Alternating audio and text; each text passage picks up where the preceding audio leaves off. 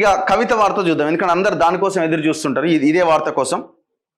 So ఏం జరుగుతున్నాయి, అసలు కవితనైనా రాసింది కాదా, ఈ చర్చ స్టార్ట్ అయింది.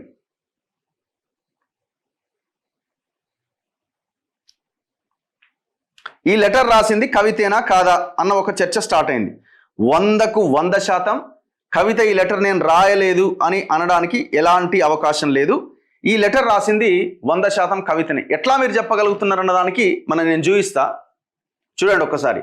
డాడీ బీజేపీని మరింతగా టార్గెట్ చేయాల్సిందేమో ఆమె రాసిన లేఖలో ఉన్న అంశం. ఆ పార్టీపై మీరు 2 నిమిషాలే మాట్లాడారు. భవిష్యత్తులో ఆ పార్టీతో పొత్తు ఉంటుందనే ఊహాగానాలు ఉన్నాయి. మీ ప్రసంగంలో రేవంత్ పేరు ప్రస్తావించకపోవడం ప్రజలకు నచ్చింది. సభ విజయవంతంతో పార్టీ శ్రేణుల్లో ఉత్సాహం నింపింది. రజతోత్సవ సభ అనంతరం కేసీఆర్కు కవిత లేఖ. ఆమె రాసిన దాంట్లో సరే, ఇప్పుడు ఆమె ఏం రాసిందో, ఆ లెటర్లో ఏం రాసిందో వీళ్ళు పేపర్లో కూడా అదే రాశారు. డైరెక్ట్గా నేను లెటరే చూపించే ప్రయత్నం చేస్తా.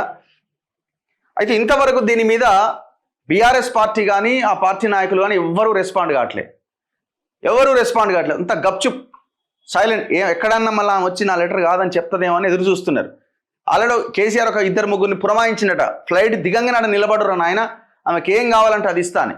ఒకవేళ కవిత దగ్గరికి ఆ ఇద్దరు పోయి డాడీ నీకు వర్కింగ్ ప్రెసిడెంట్ పదవి ఇస్తా అన్నాడు, జరాగు అని అంటే ఓకే ఓకే ఓకే ఓకే అని చెప్పి అదే దగ్గరికి ప్రెస్ మీట్ అక్కడే మీడియా ఉంటే నేనెందుకు రాసిన లెటర్, నాకు సంబంధమే లేదు, ఏది పడుతుంది, నేను ఫ్లైట్ ఎక్కగానే లెటర్ రిలీజ్ చేసిర్రు, మళ్ళీ ఫ్లైట్ దిగంగానే చూసుకుంటున్నాను, ఇప్పుడే 23 గంటల నా జర్నీ, కొడుకు కాన్వకేషన్ కోసం వెళ్ళడం జరిగింది అక్కడికి.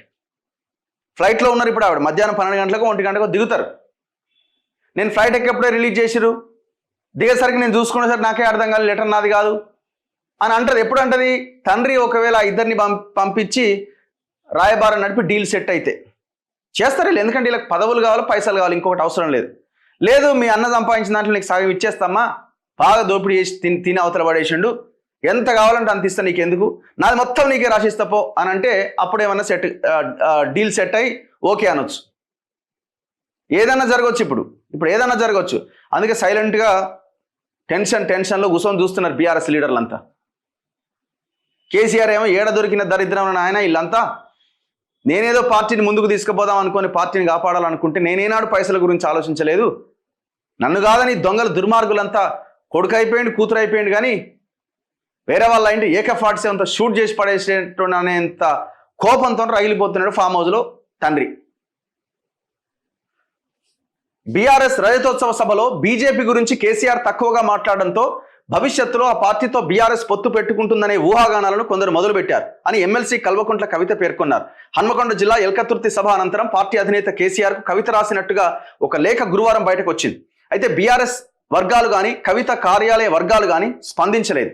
ప్రస్తుతం ఆమె అమెరికా పర్యటనలో ఉన్న కవిత శుక్రవారం హైదరాబాద్కి చేరుకోబోతున్న నేపథ్యంలో ఈ లేఖ సామాజిక మాధ్యమాల్లో చక్కర్లు కొట్టడం చర్చనీయాంశమైంది. రజతోత్సవ సభ విజయవంతమైందని కేసీఆర్కు అభినందనలు తెలుపుతూ రాసినట్టుగా ఉన్న ఈ లేఖలో పాజిటివ్, నెగిటివ్ ఫీడ్బ్యాక్ పేరిట అంశాల వారీగా పేర్కొన్నారు. ఒక్కసారి ఆ లెటరే చూస్తే అయిపోద్ది కదా, ఆ లెటర్లో ఏముందన్నది.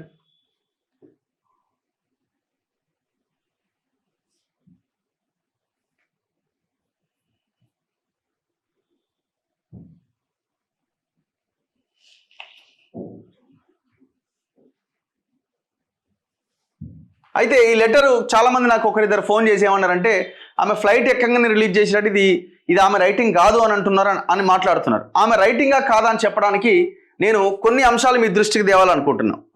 1-2 ఎగ్జాంపుల్స్. ఆమె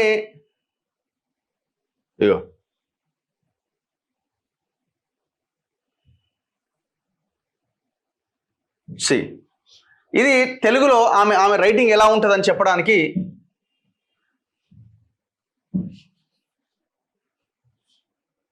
ఆమె రైటింగ్ తెలుగులో ఎలా ఉంటుందని చెప్పడానికి ఇది ఆమె రైటింగ్. ఆమె ఆనాడు ఎవరికి రాసింది లెటరు, ప్రధానమంత్రికి ఏమో రాసినట్టుంది. సో ప్రధానమంత్రికి రాసిన లెటర్లో ఆమె స్వహస్తాలతో రాసిన రైటింగ్ ఇది. డియర్ మిస్టర్ ఎవరికి, మన ఆర్థిక శాఖ మంత్రికి నిర్మలా సీతారామన్ గారు. ఈ గారు అనే పదాన్ని చూడండి ఒకసారి, ఆమె రైటింగ్ ఎలా ఉంది అని చెప్పడానికి ఒక చిన్న ఎగ్జాంపుల్ మీకు చూపిస్తున్నా. ఈ గారు రు అనేది మనం లెటర్లోకి వస్తే ఇగో ఈమె రైటింగ్ దీన్ని మనం కంపేర్ చేసి చూస్తే కొంత రైటింగ్ ఇట్లా ఆమె లైన్స్ కిందికి ఉన్నాయి చూడండి. ఇగో అర్థమైందా మీకు? ఇగో ఇట్లుంది కదా, గా అనేది ఇట్లా రాసింది చూసారా మీరు? సేమ్ యాజ్ ఇట్ ఈస్గా మీరు ఏ కు డా ఇదాగో గా, ఇది ఆమె రైటింగ్. ఇది వెరీ క్లియర్గా ఇది ఆమె స్వహస్తాలతో రాసిన రైటింగ్. ఇది లీక్ కాదు, ఏమి కాదు. ఇది లీక్ కాదు, ఏం కాదు. ఎవ్వరు దీని మీద సంశయించాల్సిన అవసరమే లేదు. ఒకవేళ ఆమె వచ్చి లెటర్ నాది కాదు అన్నదంటే ఆమెకి కేసీఆర్కి మధ్య డీల్ సెట్ అయినట్టే, గంతే. Very clear.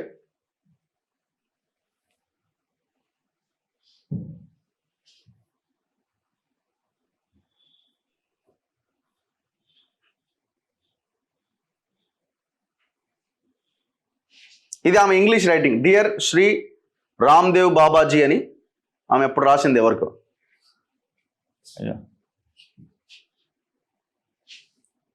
ఇది ఆమె ఇంగ్లీష్ రైటింగ్. అయితే ఏం రాసింది లెటర్లో? Daddy congratulations on the success of the meeting success అయినందుకు కంగ్రాచులేషన్స్ చెప్తూ కొన్ని విషయాలు నా దృష్టికి వచ్చినాయి, మీతో షేర్ చేస్తున్నాను. ఏ రోజు రాసింది లేఖ? 2వ తారీఖు రాసింది. ఇవాళ 23వ తారీఖు, అంటే దాదాపు 20 రోజుల కింద కేసీఆర్కు రాసిన లేఖ ఆనాడే బయటకు వచ్చింది. పాజిటివ్ ఫీడ్బ్యాక్ అంటే ఆమె ఈ మీటింగ్ తర్వాత ఆమెకు వచ్చిన పాజిటివ్ ఫీడ్బ్యాక్ అని కొంత రాసింది. ఆ పాజిటివ్ అంశాలు ఏమున్నాయంటే, cadres morale is high, cadre stayed until the end and listen to your speech with attention. మంచిగా మీ స్పీచ్ని చాలా శ్రద్ధతో మీ స్పీచ్ విన్నారు. మీరు ఆపరేషన్ కగార్ మీద మాట్లాడడం చాలా మందికి నచ్చింది. కాంగ్రెస్ ఫెయిల్ అని మీరు చెప్పిన తీరు చాలా బాగుంది అని అనుకుంటున్నారు. పెహల్గాం అమరులకు మౌనం చాలా బాగుంది. పర్సనల్గా మీరు రేవంత్ రెడ్డి పేరు తీసి తిట్టకపోవడం చాలా మందికి నచ్చిన అంశం. ఆయన మిమ్మల్ని రోజు క్రిటిసైజ్ చేస్తున్నా కూడా మీరు హుందాగా ఉన్నారు అనే ఫీడ్బ్యాక్ వచ్చింది. తెలంగాణ అంటే బీఆర్ఎస్, తెలంగాణ అంటే కేసీఆర్ అని మీరు బలంగా చెప్తారని చాలా మంది అనుకున్నారు. అంటే ఆమె ఏమంటుంది? తెలంగాణ అంటే బీఆర్ఎస్ కాదు, తెలంగాణ అంటే కేసీఆర్ కాదు అని కేసీఆర్ చెప్పలేదు కాబట్టి, బలంగా చెప్పలేదు కాబట్టి అది దాని నుంచి మీరు బయటకు వచ్చేసారని ఆమె చాలా క్లియర్గా చెప్తున్నది. అందుకే కంటిన్యూషన్లో ఏం మాట్లాడుతున్నది? తెలంగాణ తల్లి విగ్రహాన్ని మార్చడం, తెలంగాణ గీతం విషయం మీరు మెన్షన్ చేస్తారని అందరూ ఎదురు చూశారు. ఓవరాల్గా ఇంకొంచెం పంచ్ ఎక్స్పెక్ట్ చేశారు. But cadre and leaders are satisfied with the meeting. Daddy పోలీసులకు వార్నింగ్ కూడా వెల్ రిసీవ్డ్, అంటే పోలీసులకు వార్నింగ్ ఇచ్చిన దాన్ని కూడా కార్యకర్తలు లీడర్లు బాగా రిసీవ్ చేసుకున్నారు అని చెప్తున్నారు. ఓవరాల్గా ఈ పాజిటివ్ ఫీడ్బ్యాక్లోనే ఒక నెగిటివ్ అంశాన్ని ఆమె చెప్పింది. తెలంగాణ నుంచి మీరు పక్కకు తప్పుకున్నారు, అందుకే మీరు ఆ 2 తెలంగాణ గీతం గురించి కానీ తెలంగాణ విగ్రహం గురించి కానీ మీరు మాట్లాడలేదు అని ఆమె చాలా స్పష్టంగా చెప్పడం జరిగింది. ఇది పాజిటివ్ దాంట్లో రాసింది. దాని తర్వాత నెగిటివ్ ఫీడ్బ్యాక్ ఏం రాసింది? ఇందులో ఇంకా చాలా దారుణంగా ఉన్నది. ఉర్దూలో మీరు మాట్లాడలేదు, ఇది పక్కన పెట్టండి. వక్ఫ్ బిల్లు మీద మీరు మాట్లాడలేదు.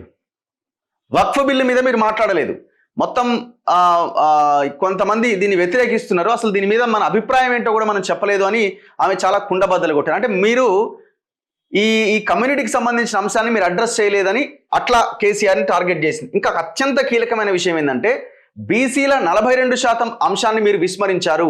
ఎస్సీ వర్గీకరణ అంశం మీద కూడా మీరు మాట్లాడలేదు. అంటే దాదాపు 80% పైగా ఉన్న ఈ జనాభా గురించి మీరు అడ్రస్ చేయలేదు అని డైరెక్ట్గా తండ్రినే అంటున్నది. చాలామందికి అనిపించి ఉండొచ్చు, అవును ఇది అందరూ మాట్లాడతారు కదా, ఆమె ఏది మన ఏమంటారు దాన్ని రిక్వెస్ట్ చేస్తున్నదేమో తండ్రిని, పార్టీ బాగుండాలని కోరుకుంటున్నదేమో అని అందరికి అనిపించి ఉండొచ్చు. కానీ ఆమె తండ్రి బిడ్డ వీళ్ళు ఎప్పుడు ఈ తరహా లెటర్లు ఏనాడు రాసుకోలే. అది బయటి వ్యక్తులు కాదు, ఆమె కూతురు కాబట్టి ఇంకా ఈ అంశానికి ఇంకా మరింత ఇది వచ్చింది.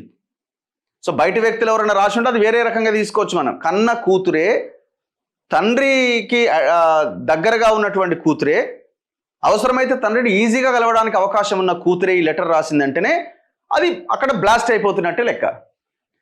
అంటే మీరు 80% పైగా ఉన్న ప్రజల్ని మీరు విస్మరించారు అని చాలా క్లియర్గా ఆమె చెప్తున్నది. ఇంత పెద్ద మీటింగ్కు మళ్ళీ పాత ఇన్ఛార్జెస్ను మీరు ఇవ్వడంతో వాళ్ళు పాత పద్ధతిలోనే తెలంగాణ ఉద్యమకారులకు సదుపాయాలు కల్పించలేదని ఫీడ్బ్యాక్ కొన్ని నియోజకవర్గాల్లో వచ్చింది. ఎంత తెలివైన పాయింట్ రేజ్ చేసింది చూడండి. అంటే తెలంగాణ ఉద్యమకారులని గతంలో పట్టించుకోలేదు, ఇప్పుడు కూడా పట్టించుకోలేదని చెప్తున్నది ఆమె. అంటే 10 ఏళ్ల కాలంలో నువ్వు తెలంగాణ ఉద్యమకారులను పక్కన పడేసినావని చాలా క్లియర్గా కుండ బద్దలు కొట్టింది.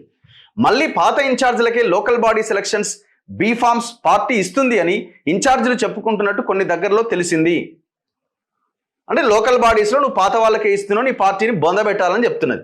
లోకల్ బాడీస్తో సర్పంచెస్గా పోటీ చేయాలి అనుకునే వాళ్ళు రిలాక్స్డ్గా ఉన్నారు. కానీ ఎంపీటీసీ, జెడ్పీటీసీ, ఎంపీపీగా ఉండాలనుకునే వాళ్ళు ఇన్ఛార్జెస్ నుంచి కాకుండా రాష్ట్ర పార్టీ నుంచి డైరెక్ట్గా బీఫామ్స్ ఇవ్వాలని కోరుతున్నారు. మీరు స్టేజ్ మీదకి వచ్చే లోపట 2001 నుంచి మీతో ఉన్న నాయకులకు మాట్లాడే అవకాశం ఇస్తే బాగుండేదని చాలామంది అన్నారు. కేసీఆర్ తప్ప ఇంకొకరికి అవకాశం ఇవ్వలే. ఎందుకు ఇవ్వలే? గిట్లనే ఏమో ఈమె కోపంగా ఉన్నది, ఏమన్నా మాట్లాడవచ్చు ఏమో అనుకున్నారా? లేకపోతే మళ్ళీ హరీష్ రావు కేటీఆర్కి మధ్య మళ్ళీ ఈ లొల్లంత ఎందుకు అనుకున్నారా? ఏమో తెలియదు. కానీ ఎవడు మాట్లాడవద్దు, నేను ఒక్కనే మాట్లాడతాను డిసైడ్ అయిపోయింది. సో అందుకే ఒక్కరికి మాత్రమే అవకాశం ఇచ్చారు. దాన్ని ఆమె క్వశ్చన్ చేస్తున్నది, మీరు ఒక్కరే ఎట్లా మాట్లాడతారు, మాలాంటి వాళ్ళకి ఎందుకు అవకాశం ఇవ్వలేదని. ధూమ్ధామ్ కార్యకర్తలను ఆకట్టుకోవడంలో ఫెయిల్ అయింది. ఇక్కడ యాక్చువల్గా ఇది రసమై బాలకిషన్ చేతిలో ఉంటుండే. యాక్చువల్గా ఆయనే మొత్తం ఆడ ఆ ధూమ్ధామ్ ఆ ప్రోగ్రామ్ చేసింది. అక్కడ కవిత పాట పాడమని ఒక కవిత అనుచరుడు వచ్చి చెప్పిండు. ఈయనెవరు మన రసమై బాలకిషన్ తిట్టి పంపించిండు బౌన్సర్లతోటి. సో దీంతో ఆమె ఆ ధూమ్ధామ్ని మొత్తం ఫెయిల్ అయింది, అట్టర్ ఫెయిల్ అయిందని అక్కడ ఒక పాయింట్ మెన్షన్ చేసింది. బీజేపీ మీద మీరు కేవలం 2 నిమిషాలు మాత్రమే మాట్లాడడంతో ఇదే అసలైన పాయింట్. అంటే దీన్ని బట్టి మనకు అర్థమవుతుంది ఏంటంటే కవిత బీజేపీలోకి వెళ్ళట్లేదు అని ఒక క్లారిటీ వచ్చింది. మరి మిగిలింది ఏంది? కాంగ్రెస్ ఉన్నది, ఆర్ ఇంకొక పార్టీ పెట్టడం అన్నది ఉన్నది. మరి కాంగ్రెస్లోకి వెళ్ళే అవకాశం ఉందా? బీజేపీ మీద మీరు కేవలం 2 నిమిషాలు మాత్రమే మాట్లాడడంతో చాలామంది ఫ్యూచర్లో పొత్తు పెట్టుకుంటారు అనే స్పెక్యులేషన్ మొదలుపెట్టారు. తండ్రిని అడ్డంగా ఇరికిచ్చి పడేసింది. మీరు భారతీయ జనతా పార్టీ పైన 2 నిమిషాలే మాట్లాడారు అంటే మీరు బీజేపీతో పొత్తుకు రెడీ అవుతున్నారా అన్న ఊహాగానాలు వస్తున్నాయని చెప్పింది.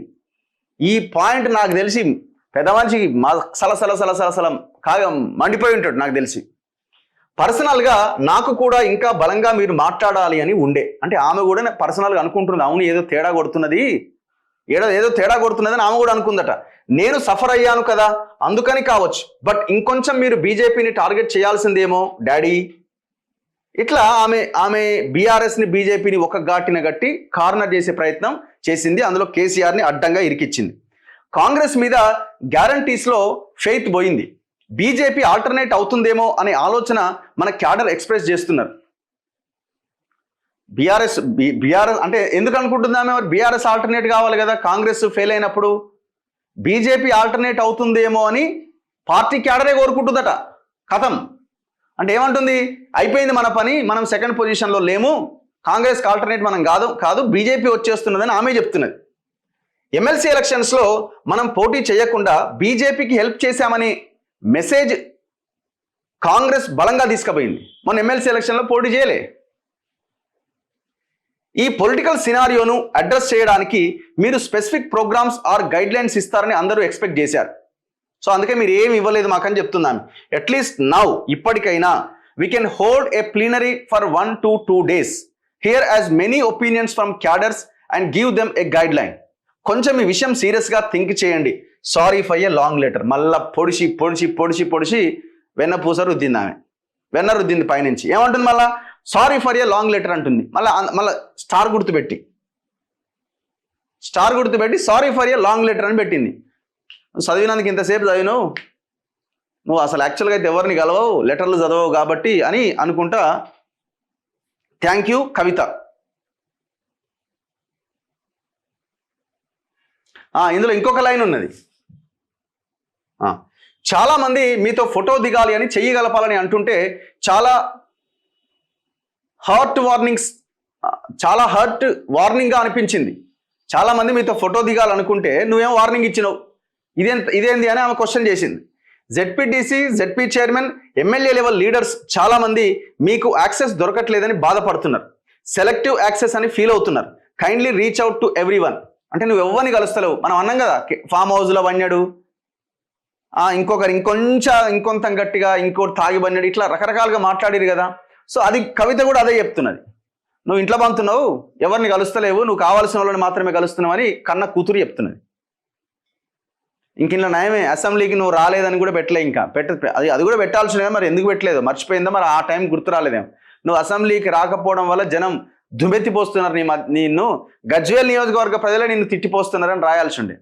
ఈమె రాసిన ప్రతి పాయింట్ కరెక్టే, దాంట్లో ఏం డౌట్ లేదు. కాకపోతే ఏంటంటే కవితకు కూడా అర్హత ఏమున్నది రాయడానికి.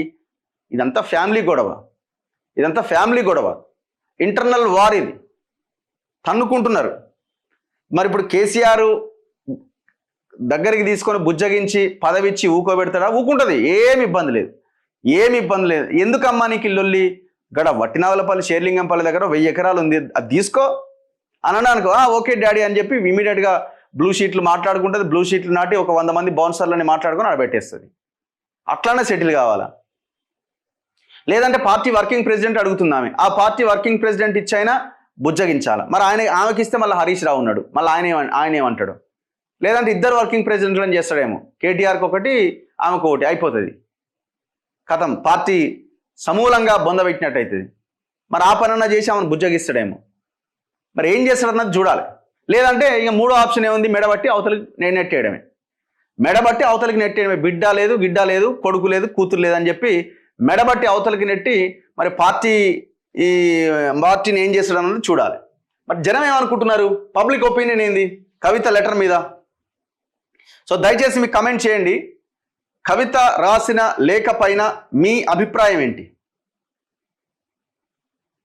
కవిత లేఖ పైన సచ్చిన శవం గురించి చర్చ ఎందుకన్నా? ఊరిని అమ్మ తేల్చిపడేసినాను. సచ్చిన శవం గురించి చర్చ ఎందుకంటుండు? Leave it Raghu, read newspapers అట. కానీ కవిత మీద అస్సలు సింపతి లేదండి ఎవరికి. దయచేసి కవిత లెటర్ మీద మీరు ఎట్లా రెస్పాండ్ అవుతున్నారు? మిస్టర్ రఘు గారు, దయచేసి బీఆర్ఎస్ పార్టీని కానీ కల్వకుంట్ల ఫ్యామిలీని కానీ మీ తొలి వెలుగు వార్తల్లో ప్రస్తావించవద్దు. వారిని ఎవరు కూడా విలువ ఇవ్వట్లేదు, చెల్లని రూపాయి అయినది, వారిని ఎవరూ పట్టించుకోవట్లేదు. వాళ్ళని పట్టించుకుంటే కథమే, తెలంగాణ మళ్ళా బ్యాక్ టు పెవిలియన్ అన్నట్టుగా తయారైతుంది. అంటే వీళ్ళేం గొప్ప చేస్తున్నారు నేను అంటలేను, కానీ వాళ్ళంతా దరిద్రులు, గజ దొంగలు ఇంకొకరు ఉండరని చెప్తున్నా. అది మనం ఎప్పటికి గుర్తుపెట్టుకోవాల్సిందే. వాళ్ళ గొడవ గురించి మనకెందుకన్నా, కేసీఆర్ డ్రామా, శివాజీ ధనుంజయ్ అంటున్నాడు వాళ్ళ గొడవ గురించి మనకెందుకని, ఖెతావత్ రాము డ్రామా, విజయ్ కుమార్ మందు దాగి రాసి, ఏందయ్యా బాబు ఇది అట్లా అనకూడదు కదా, మనం తాగితే తాగిందని అప్పుడు చూసా, మనం అట్లా అనొద్దు. అనంతరెడ్డి అందరూ తోడు దొంగలే అన్న, జగిత్యాల జీవన్ రెడ్డి వర్సెస్ సంజయ్ కుమార్ గురించి మాట్లాడి, ఏముంది మాట్లాడేది? ఆ పార్టీ నుంచి జంప్ అయ్యి ఈ పార్టీలోకి వచ్చిండు, ఆయనకి ఎసరు పెట్టిరు. ఎవరికి? జీవన్ రెడ్డికి. ఆ ఫ్యామిలీ మీద ఎవరికి జాలి లేదు. నాగేశ్వర్ మొదలైన ఇండియా పాక్ యుద్ధం అట. ఓకే, వాళ్ళంతా ఒక్కటే ఫ్యామిలీ పార్టీ. హర్ష, ఇదంతా లిక్కర్ డ్రామా. బంటి, టోటల్ చోర్ శ్రీనివాస్, కవిత, కేటీఆర్, కేసీఆర్ ఇది ఒక drama. Ramesh Thota, drama family. Vinay, BJP తను నెంబర్ నాకు పీపుల్ కోసం కాదు ఆమె కోసమే. జబర్దస్త్ టీమ్ అట. అనీశ్రీ క్రియేషన్స్. రవికుమార్ అంతా బ్లాక్మెయిల్ చేస్తుంది, నేను రాయలేదంటదన్నో, ఏదో డ్రామాలా ఉంది అంటది. ఎప్పుడు అంటది? కేసీఆర్ పదవిచ్చినా, కేసీఆర్ పైసలు ఇచ్చినా ఒక ఇద్దరిని పంపించిండు ఎయిర్పోర్ట్కి. ఆల్రెడీ 12 గంటలకు ఆమె దిగంగానే వాళ్ళు ఫస్ట్ ఆమె దగ్గరికి వెళ్ళి నిలబడతారు. డాడీ మాట్లాడమన్నాడు అని ఏమన్నా డీల్ సెట్ చేసిరు అనుకో, సెట్ అయిపోతుంది. అప్పుడు ఏమంటది, నాకేం నేను అందుకే చెప్పిన, ఆమె రాసిన స్వదస్తూరితో రాసిన దాంట్లో ఒక 2-3 లెటర్లు మీకు బయట పెట్టిన, అంటే ఇంగ్లీష్లో ఉన్నాయి కానీ తెలుగు ఆమె ఎట్లా రాస్తుంది అన్న దాని గురించి. ఆమె తెలుగు వెరీ క్లియర్గా ఈ రకంగా ఉన్నాయి. ఈ అక్షరాలు చూసి, ఈ గారు అన్న అక్షరం చూసి మిగతా అక్షరాలు మనం కంపేర్ చేసి చెప్పొచ్చు ఆమెదే రైటింగ్ అని వెరీ క్లియర్గా. నో డౌట్, దాంట్లో డౌట్ పడాల్సిన అక్కరే లేదు. ఆమె చాలా క్లియర్గా ఫ్లైట్ ఎక్కేటప్పుడు రిలీజ్ చేసి లీక్ చేసి ఫ్లైట్ ఎక్కేసింది, కథం ఎవరు టచ్ చేయకుండా. ఎందుకంటే 23-24 గంటల జర్నీలో ఫోన్ ముట్టడానికి అవకాశం లేదు. మళ్ళీ దిగిన తర్వాతనే ఆమె ఫోన్ ఆన్ అవుతుంది, ఎందుకంటే గాలి ఉంటుంది కదా, సిగ్నల్ రాదు. సో ఆమె చాలా తెలివిగా అది చేసింది. డీల్ సెట్ అయింది అనుకో, డీల్ సెట్ అయితే ఏమంటే దిగంగానే నేను ఫ్లైట్ ఎక్కగానే ఎవరో లీక్ చేసి కొత్తగా లెటర్ రాసి ఇది కాంగ్రెస్ వాళ్ళ కుట్రనే ఉన్నట్టుందని చెప్పి మళ్ళీ అట్లా డ్రామా స్టార్ట్ చేస్తుంది. ఏదైనా చేయొచ్చు, మీరు అన్నట్టు ఏదైనా చేయొచ్చు, కానీ ఇక్కడ దొరికిపోయింది. ఇది ఆమె ఇది ఇది ఇది జూమ్ చేయి. ఇది ఆమె గారు అని ఉంది కదా. ఇంకా తెలుగు లెటర్లు ఏమైనా ఉంటే నేను తీసుకొస్తాను. నాకు ఇప్పటివరకు దొరికింది ఇదే. ఈమె స్వహస్తాలతో రాసిన లెటర్ ఇది. ఈ లెటర్కి ఇగో ఈ రైటింగ్కి చూస్తే మీకు క్లారిటీ వచ్చేస్తుంది ఇది ఆమెదా కాదా అని. ఈ రైటింగ్కి ఆ రైటింగ్కి చూస్తే ఇగో ఇది నా అని రాసింది చూసారా. ఈ రైటింగ్ చూస్తే క్లారిటీ వచ్చేసి ఇది ఆమె రాసిందా కాదా అని. 100కు 100% ఆమె రాసిన లేఖనే ఇది. దాంట్లో డౌట్ పడాల్సిన అక్కర్లేదు. కృష్ణ మాసగోని 100% కరెక్ట్. వారి పరిపాలన వల్ల మనం 20 సంవత్సరాలు వెనక్కిపోయిన తెలంగాణ. చింతల కన్నయ్య. రఘు అన్న మళ్ళీ వారి ప్రభుత్వం ఏర్పడితే అందరూ ఒకటే ప్రతిపక్షంలో ఉన్నారు కాబట్టి కేసీఆర్ కుటుంబం అయ్యో పాపం అని ప్రజల్లో ఏర్పడడానికి ఒక డ్రామా అట.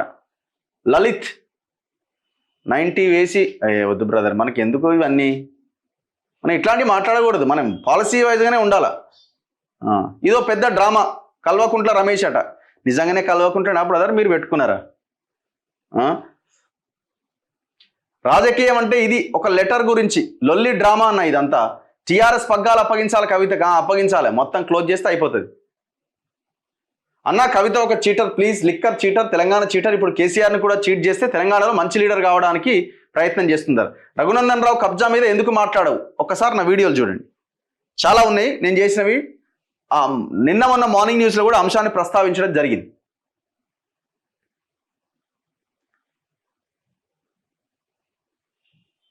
గోవిందా గోవిందా అని పెట్టిరు. శ్రీనివాస్ కొంచెం కాంగ్రెస్ చేసే స్కామ్స్ గురించి కూడా చెప్పొచ్చు కదా అన్న.